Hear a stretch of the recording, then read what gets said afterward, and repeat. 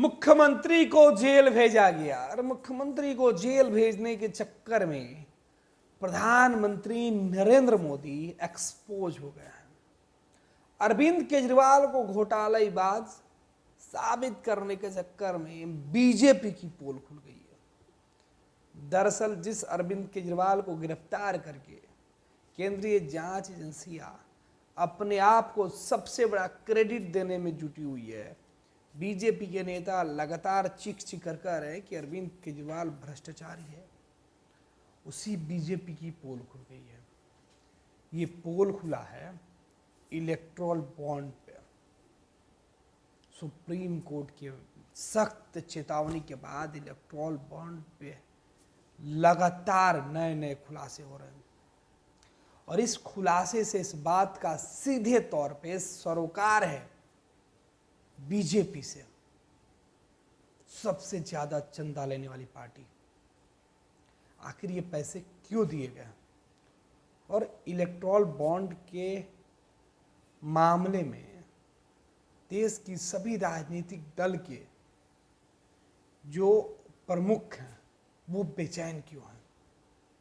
दरअसल electoral bond में सबसे ज्यादा चंदा भाजपा को आया है और यही वजह कि प्रधानमंत्री नरेंद्र मोदी की सांसें उखड़ रही है इलेक्टोरल बॉन्ड पे। जैसे जैसे सुप्रीम कोर्ट में एसबीआई के द्वारा डिटेल दिया जा रहा है, इलेक्शन कमीशन के वेबसाइट पर जो अपडेट आ रहे हैं चौंकाने वाले हैं।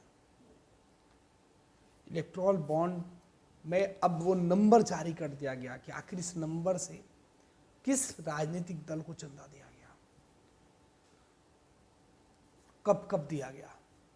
जो खुलासे हुए हैं वो चौंकाने वाले हैं। वर्तमान की सरकार को जो चंदा दिया गया है बीजेपी को, वो ऐसे नहीं दिया गया। उसके एवज में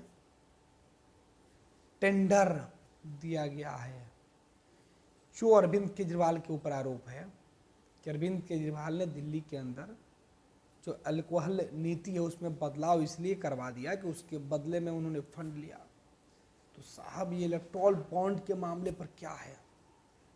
ये इलेक्टोरल बॉन्ड सरकार बनने के बाद केंद्र सरकार के गठन में दूसरे दफे जब सरकार का गठन हो रहा था तब का है।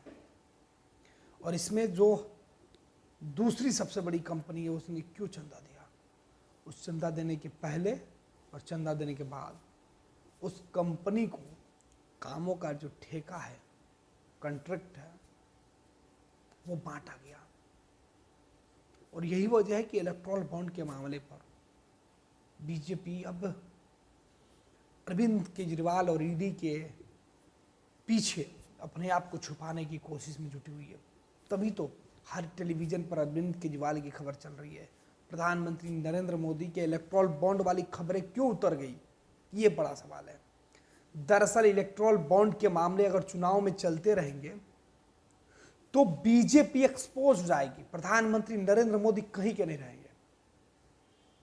और यही वजह है कि अरविंद केजरीवाल या फिर दूसरे राज्यों के नेताओं के ऊपर, विपक्ष के नेताओं को टारगेट किया जा रहा है और उससे पूरे तरीके से जो उसका इस्तेमाल किया जा रहा, बढ़ा चढ़ाकर। अरविंद केजरीवाल के यहाँ ईडी की रेड हुई और जिस तरीके से रेड हुई, गिरफ्तार किया गया नाटकीय तरीके से रात के अंधेरे में, वो मैसेज वो साफ है कि विरोधी नेताओं के ऊपर जो विरोध करने वाले लोग हैं उनको जरूरत जिस वक्त नहीं थी उस वक्त गिरफ्तार किया गया। खैर वो कानूनी मामला है, लेकिन उसे जिस तरीके से बढ़ा चढ़ाकर पेश किया जा रहा है, फिर इसे क्यों छुपाया जा रहा है? हर टेलीविजन चैनल से ये खबर क्यों उतर गई, ये बड़ा सवाल है। इलेक्टोरल बॉन्ड पे जो मेगा कंपनी है उसके जो तार खुले हैं, वो जो राज खुले हैं, इस राज में मोदी नंगे हो गए, बीजेपी नंगी हो गई। कांग्रेस तो पहले से बदनाम है, विपक्ष की पार्टियां तो बदनाम है घूसखोरी के लिए, भ्रष्टाचार के लिए, तो उनको नंगा करने से क्या।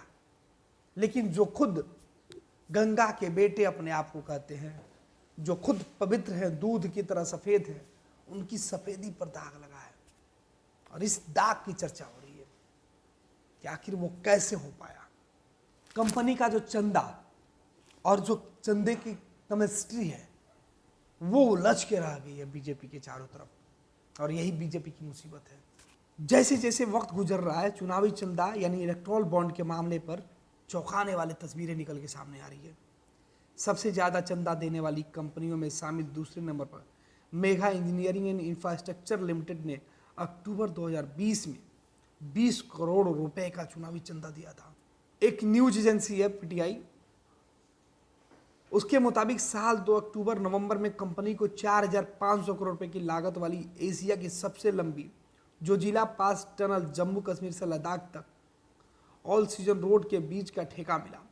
फिर मार्च 2023 में इस कंपनी को बांद्रा कुर्ला एक्सप्रेस में बुलेट ट्रेन स्टेशन बनाने के लिए 3,681 करोड़ रुपए का प्रोजेक्ट मिला। अप्रैल 2023 में कंपनी ने 140 करोड़ रुपए के इलेक्टोरल बॉन्ड खरीदे। नवंबर 2019 में ही कंपनी को आंध्र में 4,358 करोड़ रुपए के पोलावरम प्रोजेक्ट के तहत ठेका मिला। इसके ठीक पहले अक्टूबर 2019 में कंपनी ने 5 करोड़ रुपए के चुनावी बॉन्ड खरीदे। चुनाव आयोग द्वारा जारी चुनावी चंदे की रिपोर्ट के अनुसार साल 2019 में कंपनी ने कुल 130 करोड़ के बॉन्ड खरीदे, जिसमें 125 करोड़ भाजपा और 5 करोड़ कांग्रेस को दिए थे। 125 करोड़ भाजपा को दिए थे। ये चंदा है 130 करोड़ का इलेक्टोरल बॉन्ड, 5 करोड़ रुपए कांग्रेस को। और कांग्रेस को क्यों दिया गया? कि वो मुंह बंद करके बैठे रहे कि बीजेपी को जो चंदा आ रहा है उस पर शोरगुल नहीं करे। और बीजेपी इस चंदे से जैसे जैसे इलेक्टोरल बॉन्ड का वो चंदा लेती गई, चुनावी चंदा लेती गई, इस कंपनी को देश के अलग अलग हिस्से में अलग अलग चीजें बनाने के लिए ठेका देती गई। पीटीआई की खबरों के अनुसार ये तमाम जो आंकड़े हैं वो दिए गए हैं। पीटीआई के खबरों के बाद सनसनी फैली हुई है। एक और आंकड़ा जो है कि कई कंपनियां हैं जिन्होंने मुनाफे से ज़्यादा चंदा दिया है। सबसे ज़्यादा 1,368 करोड़ रुपए चुनावी चंदा देने वाली फ्यूचर गेमिंग का शुद्ध मुनाफा 2020 से लेकर 2024 के बीच महज 215 करोड़ रुपए है। Quick supply chain private limited ने वित्तीय वर्ष 2023 में अपनी कमाई का 22 करोड़ रुपए के मुकाबले 410 करोड़ रुपए का चुनावी बॉन्ड खरीदे हैं।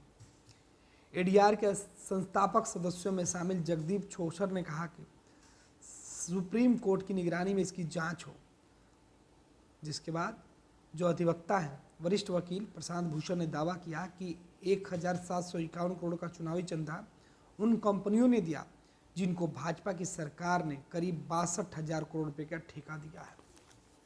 ये हकीकत है।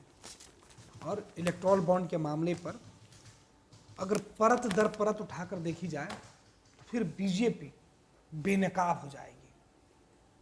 फिर अपने आप को बेदाग कहने वाले प्रधानमंत्री नरेंद्र मोदी की पूरी जो सरकार है वो पूरी फंसेगी कि आखिर ये कैसे हो सकता है। चंदा ठेका, चंदा दो ठेका लो, ऐसे हुआ है। और इसी चीज को दबाने की कोशिश की जा रही है कि ये मामला निकलकर बाहर आएगा तो लोकसभा चुनाव में इस मामले पर तमाम राजनीतिक दलों की बोलती बंद है। बीजेपी, कांग्रेस, सबकी बोलती बंद है। लेकिन ये मामला बीजेपी को हैरान, परेशान, मजबूर कर रहा है।